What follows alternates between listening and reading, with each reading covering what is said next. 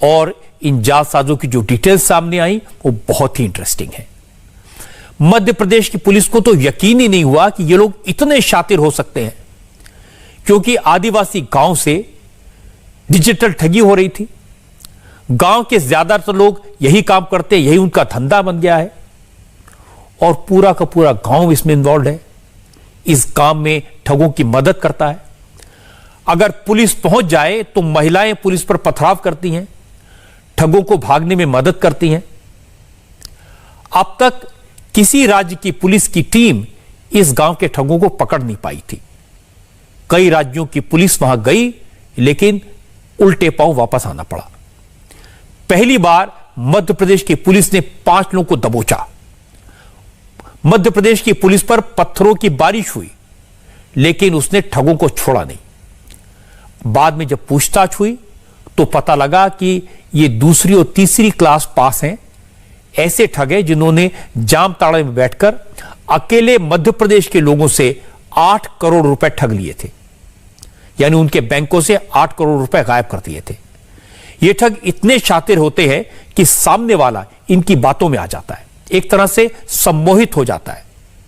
उसको लगता है कि फोन पर जो शख्स है वो वाकई में बैंक का अफसर है। हमारे संवाददाता अनुराग अमिताभ ने बताया कि भोपाल में एक बुजुर्ग के अकाउंट से इन ठगों ने 10.5 लाख रुपए निकाल लिए। अब सोचिए उन पर क्या बीती होगी। इन बुजुर्ग की बात सुनना जरूरी है, तभी आप इस तरह की ठगी से बच पाएंगे, इसे समझ पाएंगे।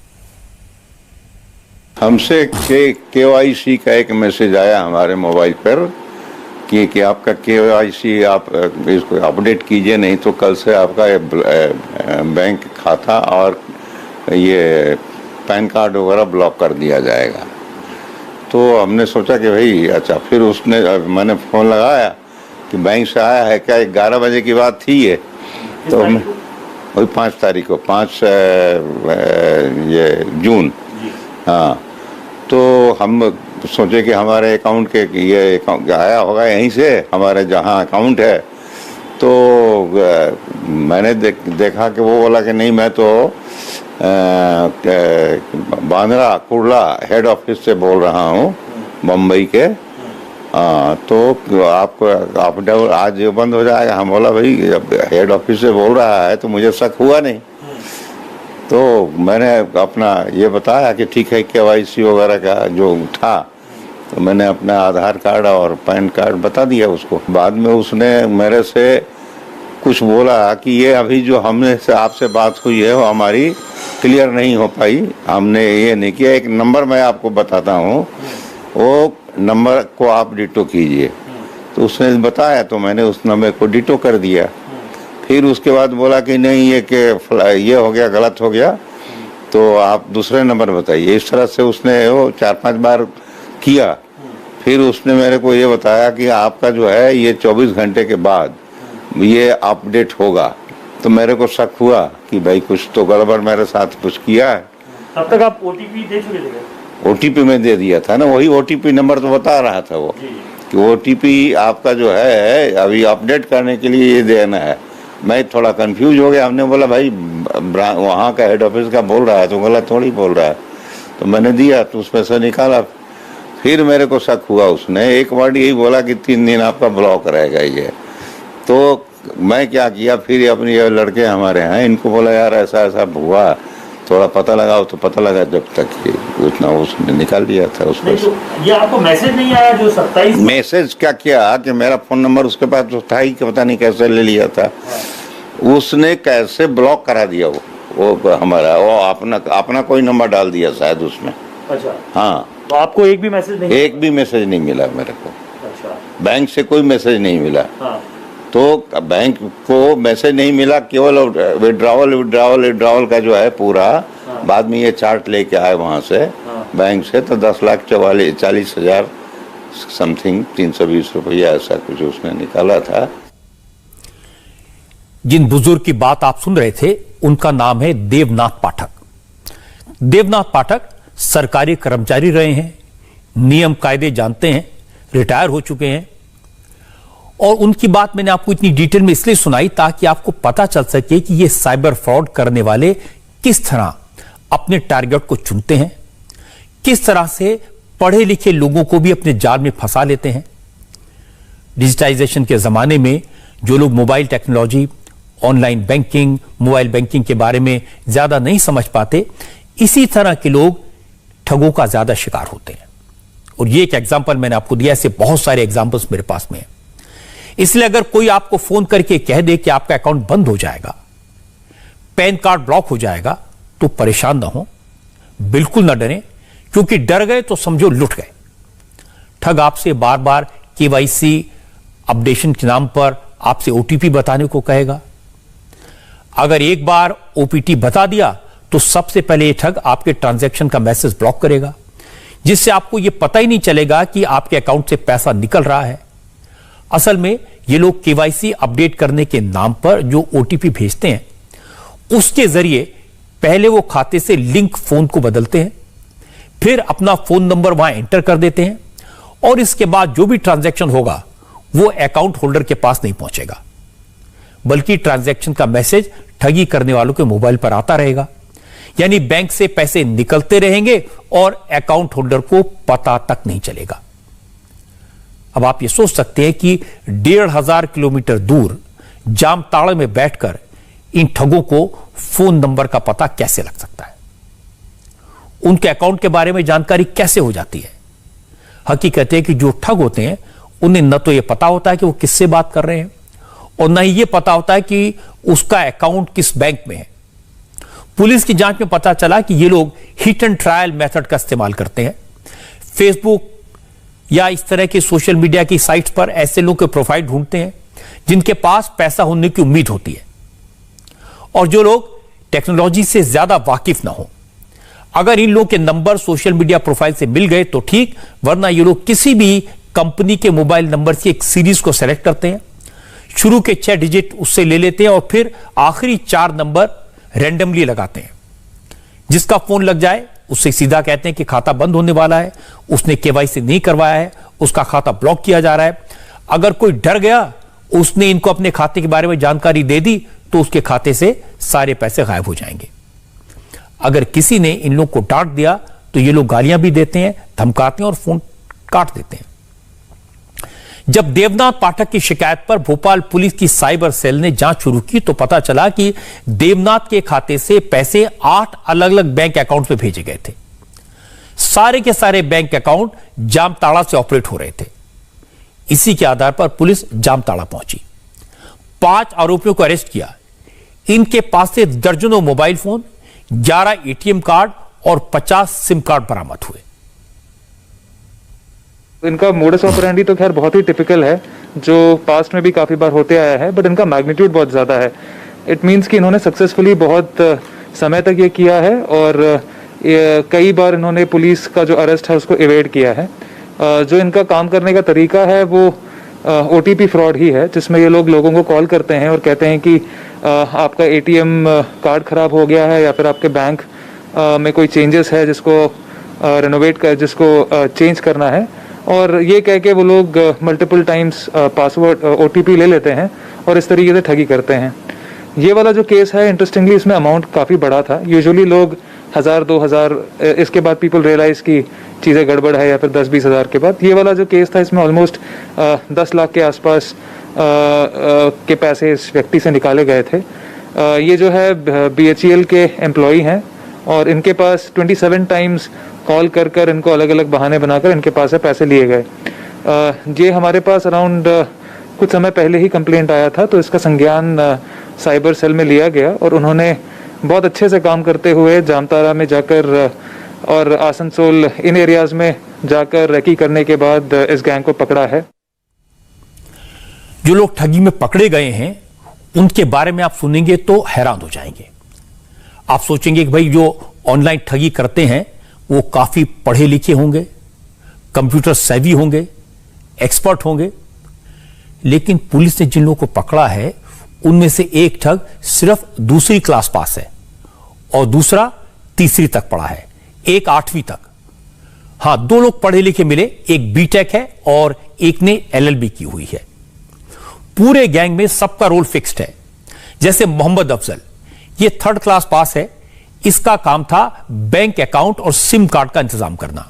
जब पैसा अकाउंट में पहुंच जाता तो उसे एटीएम से निकालने की जिम्मेदारी भी इसी पर थी। गिरोह का दूसरा मेंबर गुलाम मुस्तफा 8वीं पास है। यह आसनसोल का रहने वाला है। इसका काम था खुद के नाम पर फर्जी अकाउंट खुलवाना और फिर दूसरे आरोपियों पर कमीशन लेकर उसे बेचना। दूसरी कक्षा तक पढ़ा संजू यही काम करता है। वो फर्जी डॉक्यूमेंट के जरिए बैंक अकाउंट खुलवाता था। इस पूरे रैकेट में मेन ऑपरेटर के तौर पर काम करता था मोहम्मद इमरान अंसारी और अभिषेक सिंह। इनमें से मोहम्मद इमरान अंसारी इंजीनियरिंग की पढ़ाई कर चुका है, वो बीटेक है, और वही नकली बैंक अफसर बनकर लोगों से बात करता था। लोगों से ओटीपी लेकर उनका पैसा दूसरे अकाउंट में ट्रांसफर करने का काम इसी का था। इसी तरह अकाउंट को ऑनलाइन एक्सेस करने का काम अभिषेक सिंह करता था।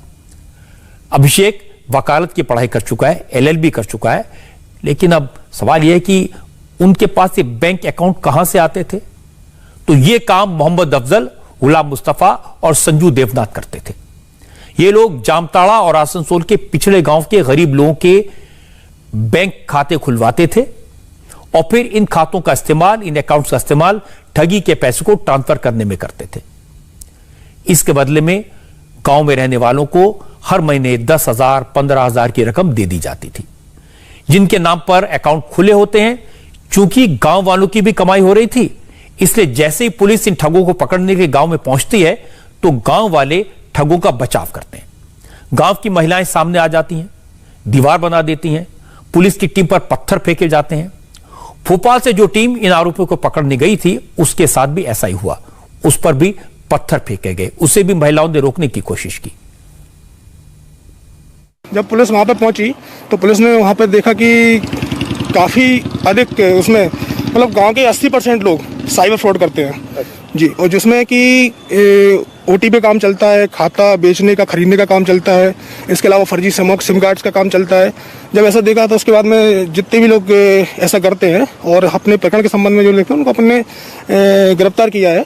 उसके बाद में जैसे ही हमारी टीम जामताड़ा पहुंची तो संदेहियों की तलाश में, तो वहाँ की सारे पुरुष वहाँ के भाग जाते हैं आमतौर पर, और महिलाएं जो रहती हैं वहाँ की, वो महिलाएं आगे आ जाती हैं। आपके ऊपर भी बिल्कुल हम लोगों को बिल्कुल यही हुआ, हम लोगों के साथ में यही हुआ कि वहाँ के सारे पुरुष, जैसे पुलिस की गाड़ी पहुंची बाहर की, अच्छा गाड़ियों के लिए देखते हैं लोग कि गाड़ियाँ कहाँ से आ रही हैं, किस नंबर की गाड़ी है, किस राज्य से गाड़ी आई है। जैसे गाड़ी देखते हैं वहाँ के सारे पुरुष भाग जाते हैं गाँव के, और महिलाएं आगे जाती हैं, और झूमा झपटी और पथराव और सारी प्रक्रिया वहाँ पे चलती रहती है। और जैसे हम लोग अंदर पहुंचे तो गाँव की महिलाएं सारी इकट्ठी हो गई और हम लोगों को पकड़ने लगी। मतलब किसी को ना घर में घुसने दिया, ना ऐसी कुछ कार्रवाई हुई, और गाड़ी में पथराव कर दिए, गाड़ी का शीशा फूट गया। लेकिन यह किस्सा सिर्फ मध्य प्रदेश का नहीं है। झारखंड के जिले में करीब करीब हर राज्य की पुलिस टीमें विजिट कर चुकी हैं। सोचिए, यहां के साइबर अपराधियों ने नागालैंड तक के लोगों से फोन पर ठगी की। कुछ दिन पहले नागालैंड की पुलिस एक आरोपी को पकड़ कर ले गई। इसी तरह केरल की भी एक महिला से इन शातिरों ने हजारों रुपए ठग लिए। जामताड़ा जिले के कम से कम 50 गांव ऐसे हैं जहां साइबर फ्रॉड को अंजाम दिया जाता है, जहां यही काम होता है। इसके साथ साथ देवघर, गिरिडीह और धनबाद जैसे जिलों में भी साइबर क्रिमिनल्स को पकड़ा गया है, वहां एक्टिव हैं। जामताड़ा के साथ साथ गिरिडीह में साइबर फ्रॉड को लेकर अलग से साइबर सेल बन चुका है। पुलिस का कहना है कि पुलिस अपनी तरफ से पूरी कोशिश कर रही है, लेकिन अपराधी ठगी करने के, लोगों को लूटने के नए नए तरीके खोजते रहते हैं। अब ये लोग सिर्फ फोन कॉल नहीं बल्कि लोगों के मोबाइल पर लिंक्स भेजकर ठगी करने लगे हैं। कभी आधार कार्ड अपडेट करने के नाम पर, तो कभी जीएसटी के नाम पर फ्रॉड करते हैं। कुछ ठगों ने तो कोरोना काल में कोविड-19 का टीका बुक कराने के नाम पर भी लोगों से पैसे ऐंठ लिए। पुलिस का कहना है कि कोई ऐसा दिन नहीं जाता जब किसी न किसी राज्य की पुलिस या कोई जांच एजेंसी के अफसर साइबर क्राइम के सिलसिले में जामताड़ा या आसपास के इलाकों में विजिट करते हो। हर रोज ये होता है। पुलिस अफसरों का कहना है कि जामताड़ा ही साइबर क्राइम का सबसे पहला एपिसेंटर है, और फिर इसी की देखा देखी आसपास के दूसरे इलाकों में लोगों ने इसी तरह की ठगी को अपना पेशा बना लिया। पहले जो है डायरेक्ट ये लोग कॉलिंग करते थे, किसी राज्य का नंबर सीरीज में लगा दिया और एक के बाद एक कॉल करते चले गए और लोगों को अपने जाल में इन्होंने फंसाया। और अब धीरे धीरे ये लोग हाईटेक होते चले जा रहे हैं। जैसे अब ये लोग बहुत तरह के लिंक्स भेजते हैं। उस लिंक पे क्लिक करने से एक फॉर्म की तरह का एक ओपन होता है, उसमें ये डिटेल भरने के लिए बोलते हैं और इनके पास कुछ दूसरे लिंक्स होते हैं, उसके मदद से वो जो जानकारी सामने वाला व्यक्ति भर रहा है उसको ये देख पाते हैं। इस प्रकार से वो चीट कर लेते हैं। इसी प्रकार का बहुत सारा मॉडल्स है इनका। कई बार एनीडेस्क या टीम व्यूअर ऐसे इस प्रकार के ऐप्स डाउनलोड करवाते हैं और इस तरह के ऐप्स डाउनलोड करने के बाद और एक निश्चित कोड होता है, उसको शेयर करने के बाद सामने वाले का जो मोबाइल का स्क्रीन का जो भी गतिविधि है वो ये व्यक्ति देख पाता है। तो जो ओटीपी वगैरह देता है वो भी ये देख लेता है। तो इस प्रकार के कई सारे मॉडल्स हैं जिनका ये लोग उपयोग करके लोगों को ठगते हैं और धीरे धीरे ये लोग हाईटेक होते चले जा रहे हैं। लगभग हर राज्य की पुलिस आती रहती है। अभी नागालैंड की पुलिस कुछ दिनों पहले इस क्षेत्र में भी आई थी और जामताड़ा और देवघर से उन्होंने गिरफ्तारियां भी की हैं इस विषय में। केरल का अभी कुछ दिन पहले पुलिस आई थी। अब सवाल है कि जामताड़ा में ठगी करने वालों से कैसे बचें, इसकी धोखाधड़ी से आप कैसे सावधान रहें। तो इसके लिए कुछ बातों का ख्याल रखें। अगर कोई व्यक्ति फोन करता है जिसे आप नहीं जानते तो अपने बैंक खातों की डिटेल उसको कतई न दें। अपने बारे में व्यक्तिगत जानकारी शेयर न करें। पैन कार्ड या आधार कार्ड का नंबर तो बिल्कुल ना बताएं। अगर कोई आपसे क्रेडिट कार्ड का नंबर या ओटीपी पूछता है तो समझ जाइए वो ठग है, बेईमान है, आपको लूटना चाहता है। फोन डिस्कनेक्ट कर दें। मैसेज में आए स्पैम लिंक्स को बिल्कुल ना खोलें। अननोन नंबर से आए मैसेज के क्यूआर कोड को भी स्कैन ना करें। फ्री ऑफर के लालच में ना पड़ें। ऐसे लिंक्स को क्लिक ना करें क्योंकि ये सारे के सारे ठगी के तरीके हैं। अगर आप इन छोटी छोटी बातों का ध्यान रखेंगे तो आप ठगी का शिकार नहीं होंगे। इसके बाद भी अगर गलती हो जाए तो तुरंत इसकी जानकारी सबसे पहले अपने बैंक को दें। जरा भी शक हो तो बैंक को बताएं और फिर पुलिस के पास जाएं, क्योंकि फ्रॉड होने के कुछ घंटों के भीतर आप बैंक को उसकी जानकारी दे देंगे तो शायद बैंक आपकी मदद करे, शायद आपका अकाउंट लूटने से बच जाए। इसके बाद पुलिस को खबर दें तो हो सकता है पुलिस बैंक की मदद से ठगों तक, बेईमानी करने वालों तक, चोरों तक पहुंच जाए और आपका पैसा वापस मिल जाए। मैंने आपको सिर्फ मध्य प्रदेश का एक एग्जांपल दिखाया, लेकिन ऐसे हजारों केस हैं। आपको फिगर्स बताऊंगा तो आप चौंक जाएंगे। हमारे देश में इस तरह की ठगी के 3137 मामले हर रोज हो रहे हैं। ये एवरेज है, 3137 मामले रोज। कोरोना काल में डिजिटल ट्रांजैक्शंस 41% बढ़े, 41%। इसके साथ साथ साइबर ठगी के मामले भी 28% बढ़े, 28% बढ़ गए। करीब 25,000 करोड़ की साइबर ठगी की गई, 25,000 करोड़। 2019 में साइबर क्राइम के कारण देश को 1.25 लाख करोड़ का नुकसान हुआ।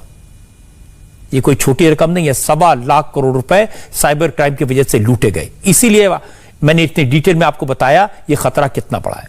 अभी हाल ही की बात आपको बताता हूं। अकेले दिल्ली पुलिस ने कोरोना काल में साइबर ठगी के मामलों में 214 बैंक अकाउंट सीज किए हैं, 900 फोन जब्त किए हैं, 91 लोगों को जेल पहुंचाया है। इसलिए बहुत सावधान रहने की जरूरत है। आप अपना पैसा संभाल कर रखें, अपने बैंक अकाउंट को बचा के रखें। लेकिन यह भी जरूरी है कि जालसाजों से डरकर, साइबर क्राइम से डरकर कहीं आप डिजिटल ट्रांजैक्शन ही बंद ना कर दें। डिजिटल बैंकिंग पर, मोबाइल बैंकिंग पर अपना भरोसा बनाए रखिए, क्योंकि यह बड़े काम की चीज है। और आज खास तौर पर यह समझने की जरूरत है कि आज डिजिटल इंडिया के लिए बड़ा दिन है। 6 साल हो गए लोगों ने डिजिटल